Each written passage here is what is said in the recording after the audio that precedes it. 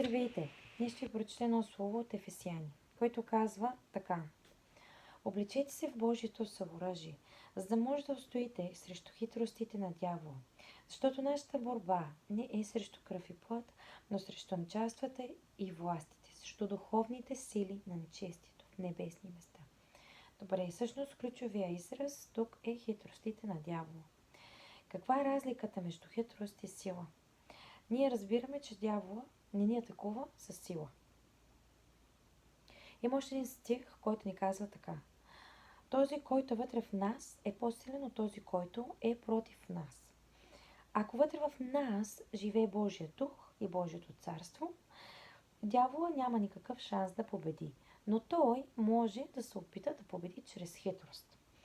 Затова Божието Слово ни казва, че ние сме атакувани с хитрости. И най-често чрез човеци. Човеци, които са от плът и кръв. Каква е идеята на дявола? Той иска да вземе нашия мир, да ни обиди, да ни обесърчи, да ни разтревожи, да ни нарани, да ограби мира ни, ние да отслабнем, да станем слаби и да отслабнем, да отпаднем духовно.